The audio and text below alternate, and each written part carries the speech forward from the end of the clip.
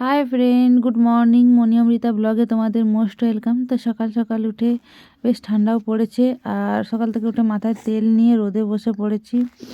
আর এখানে দেখো পুচকেরা উঠে শুধু দুষ্টুমি শুরু করে দিয়েছে। সবার খাওয়া দাওয়া হয়ে গেছে, তো আমি সকাল থেকে কী খাই মন করছিল।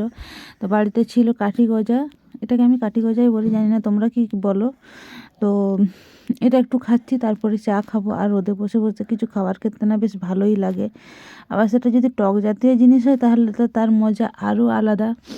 তো সকালবেলার ব্রেকফাস্ট এখন আপাতত এটুকু খেয়ে চা খাই, তারপরে দেখা যাবে। আর ছোট্টটা তার দুষ্টুমি করায় ব্যস্ত, তাকে কিছু বারণ করলে সে গিয়ে তার মায়ের কাছে অবজেকশন করতে শুরু করেছে। আর তার বডিগার্ড হচ্ছে আমার মা। তো তাদের দুজনের দুষ্টুমি চলছে, আর আমি এখানে বসে বসে রোদ খাচ্ছি। তারপরে আজকে বাড়িতে আসবে দাদা আর দিদিমা, তার জন্য মনটা খুব ভালো লাগছে। আর এদিকে বাচ্চারা রোদে বসে বসে খেলা করছে, আর এদের খেলা দেখে আমাদের ভাই বোনের খেলার কথা খুব মনে পড়ছিল। তো ফাইনালি দুপুরবেলা স্নান টান করে নিয়েছি, দাদা দিদিমা দুজনেই পৌঁছে গেছে। স্নানটা করে নিয়েছি এই কারণেই তাড়াতাড়ি করে, কারণ আজকে ভাবছি যেহেতু বাড়িতে সবাই আছে, সবাই এসছে, এই জন্য একটু বাইরে বেড়াতে যাব। আর কাছাকাছি আছে বলতে একটা পার্ক আছে, সেখানেই বেড়াতে যাব।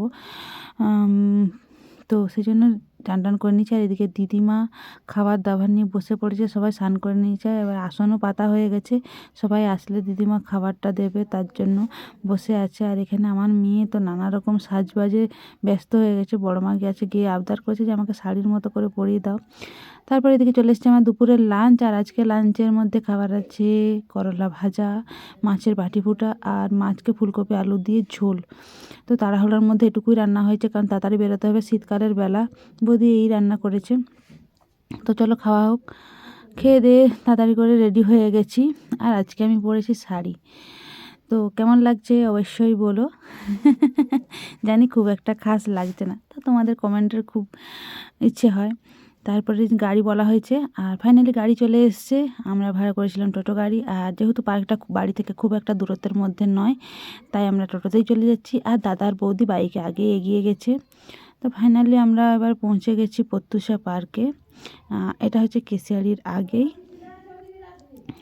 ওখানে পুচকেটা দাঁড়িয়ে আছে, আর আমার মেয়ে তো ঢুকে না ঢুকেই আইসক্রিম, ব্যাস ওর আর কিচ্ছু চাই না। তারপরে এখানে দেখলাম ঢুকে বেশ সুন্দর পার্কের প্রথমে একটা খরগোশ টরগোশ পাখি টাকি হাঁস রাজহাঁস এসব দিয়ে বেশ পাহাড়ের মতো করে দেখতে সুন্দর লাগছিল। তো এখানে যে এত সুন্দর একটা পার্ক হয়েছে মানে আমি ভাবতেই পারিনি।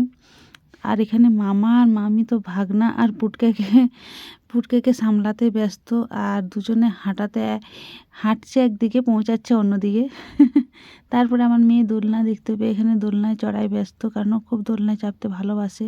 আর মাঝে মধ্যে বাড়িতে পার্কে নিয়ে গেলে ফার্স্ট ওকে দোলনাটাই চাপাতে হয়। আর একজন দেখে তো স্থির থাকছে না, ও বারবার মেয়ের দিকে ছুটে আসছিল। তারপরে মামা আর ভাগ্নিতে বলে স্লিপস চড়ে কিছুক্ষণ এনজয় করলো। আরেকজনে পা বেরিয়েছে মানে সে তো আর মানে কোলে উঠবে না।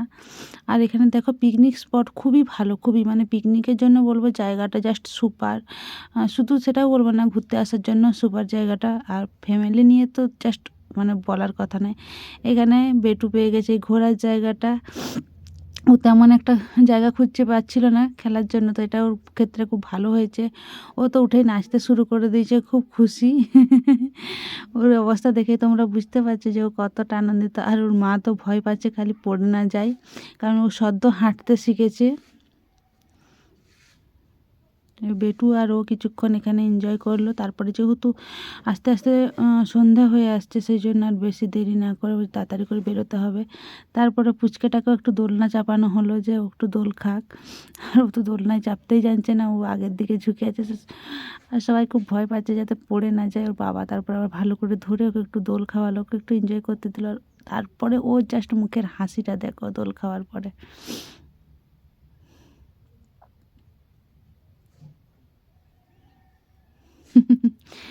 ও ভাবছে যে ওর পাগুলো যদি একটু লম্বা হতো তাহলে ও পায়ের ধুলোগুলোও করতে পারতো, আর দোলনায় দোল খেতেও পারতো।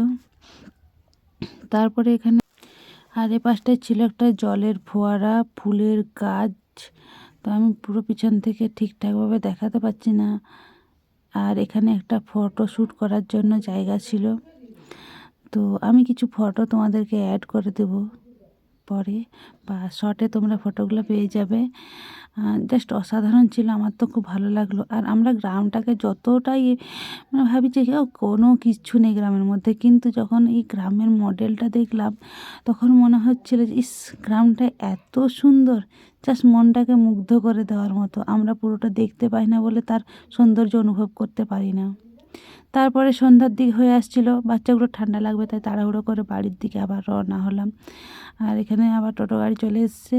আর এখানে পুচকেগুলো দেখো টোটোতে খুব এনজয় করছে। ছোটোটা প্রথমে বাবা মায়ের সাথে গিয়েছিল, পরে ও দিদিয়াকে না পেয়ে খুব কান্নাকাটি করছিল, আবার দিয়ে দিদিয়ার সাথে উঠে পড়েছে।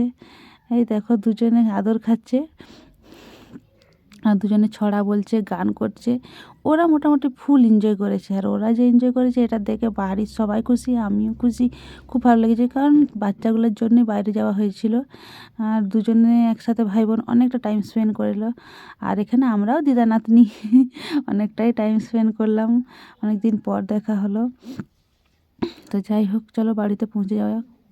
এসে না এসে সত্যি কথা বলতে এত হাঁটাহাঁটি হয়েছিল, আর ঠান্ডাটাও এতটাই লেগেছিলো আসার পথে যে খুব ঘুম পেয়েছিল, ঘুমিয়ে পড়েছিলাম। তারপরে সবাই খাওয়া দাওয়া হয়ে গেছে, তারপর আমি উঠেছি আর খেতে বসেছি। আর আজকে ডিনারে ছিল আমার লুচি আর চিকেন, তো সেটাই আজকে খেয়ে নেবো। তোমাদের যদি এই ব্লগটা, আমাদের ফ্যামিলির ঘুরতে যাওয়ার ব্লগটা যদি ভালো লেগে থাকে প্লিজ একটা লাইক করে দিও। তো আজকের মতো আমার তো হাইয়ের পর হাই উঠেই যাচ্ছে, তোমরা দেখেই বুঝতে পারছো। তো চলো আজকের মতো টাটা, বাই বাই।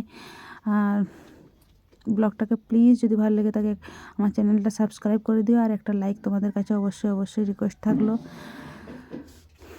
আজকের মতো টাটা, বাই বাই।